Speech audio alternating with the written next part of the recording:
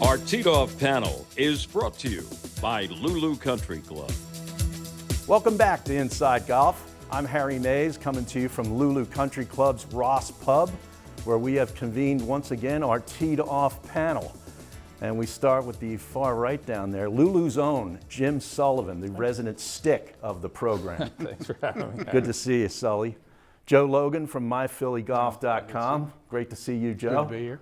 And Michael Brown, the president of the First Tee of Philadelphia. Always great to have you. Thanks for having me. Well, guys, we got Ryder Cup coming up here in a couple of days.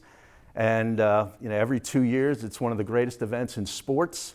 Keegan Bradley, the team captain, was the talk of the summer as to whether he was going to be a playing captain, the first since Arnold Palmer back in 1963, I think it was. He decided to just be the captain. Was that the right move, Sully? I admire it, right? So what a great tease for the last year, because he's one of those guys that wouldn't have been a lock in the top 5 if he has a great few months maybe, but close enough that it was a realistic pick. Yeah, he was in the top 12 in the standings, yeah. And he said a year ago, unless I qualify on points, I'm not picking myself. And there was speculation, and he never squashed the speculation. So maybe he was looking for some extra eyeballs on that press conference. So I admire the decision. I'm glad he did what he did. But he has been playing great golf. The tease was great, though, because everybody thought they knew. Nobody really knew. And I agree with Sully. I think it's the right move. He decided to take the captainship, and he's been, when they were here for the Truist, he had a meeting at Whitemarsh with the guys he thought they were going to be. He was the captain. Right. And I don't know if you played in your own event and stuff. It's really hard to manage all that at that level with all that pressure. I think he's doing the right thing. Well, so much has changed since the 60s with regards to responsibilities for the captain. So I guess it really would have been a difficult ask to do both. I think he made a smart move because, he could be the hero now as a captain, but if he were to play and lose a bunch of matches, he could quickly turn himself into the GOAT. He was an unusual pick in the first place because if you look back over history, the Ryder Cup captain is generally almost 50 years old. Right. Somebody who's the playing thing is not an issue for those guys. So he's only 38 or 9, something like that. That in and of itself is unusual. And I wonder if he didn't get that, if they didn't pick him. If you remember, he was somewhat embarrassed last year. He was snubbed. Yeah, snubbed. And it was all on camera. Yeah. And Zach Johnson came off like the GOAT in that, I thought. It was very inconsiderate to do that to a fellow player on TV. And I wonder if they didn't sort of feel guilty and give Keegan the captainship. Well, I think they originally thought Tiger would take it, right? Yeah. Yes. So New York and Tiger, talk about total chaos. Yeah. I think it's going to be total chaos anyhow. Oh, and I think that Keegan will add to that. I think he's a perfect pick for New York. He went to St. John's. Yeah. He was a great player there.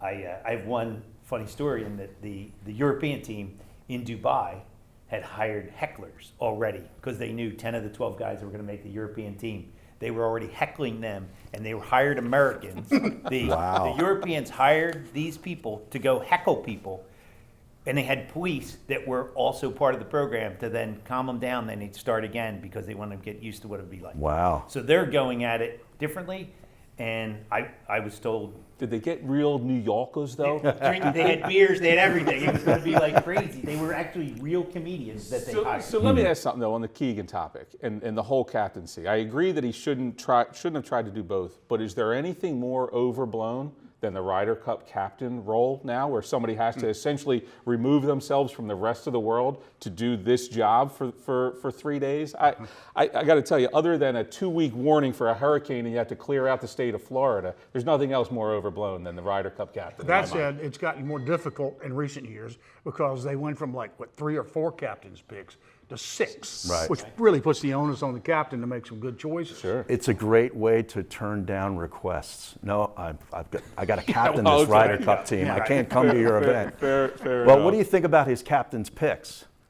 Chalk. I think he went right down the chalk. Once he was off the list, and obviously that you didn't know that until he'd picked the 6. And there's a couple debatable, But the guys that he picked, right? Colin Morikawa gets he's getting a little shade right now because he hasn't had a great year. How are you going to leave a two-time? He's like the 8th or 9th player in the world, two-time major champion, and he's borderline along with Maverick McNeely or whatever. I like Maverick McNeely, but this is not this was straight down the chalk if you ask me. Well, if Russell Henley doesn't make that chip shot on 16 at Bay Hill, Colin gets his win. Yes. And we're probably not talking about it being a controversial pick, but Ben Griffin, one of the rookies. There's 4 rookies on the American team. How do you think that plays out? I think it plays out the other way.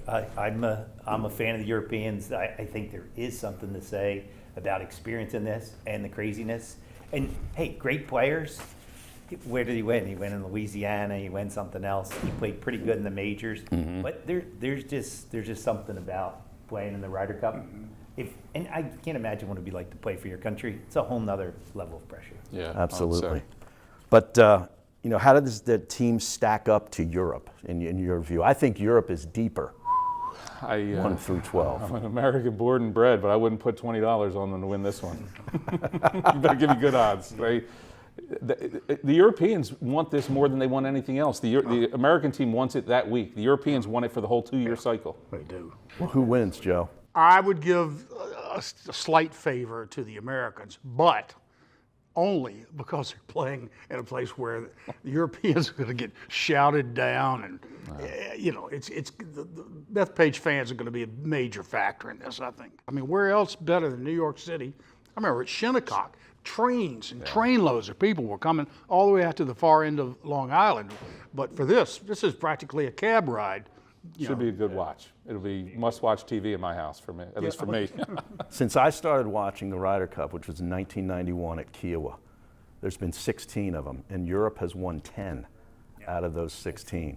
It's really changed since the way it used to be U.S. dominance. Oh, yeah. They mopped the floor with them for years. That's why it went from being just GB and I, Great Britain and Ireland, to Europe. Include all of Europe. And even the fit sides. When does the Walker Cup start doing that? That's still GB and I. And that was a dominant performance by the United States. 39 wins and 6 losses for that. Yeah. Like crazy. Well, the Ryder Cup is one of the greatest events in all of sports, and it should be another great one at Bethpage Black.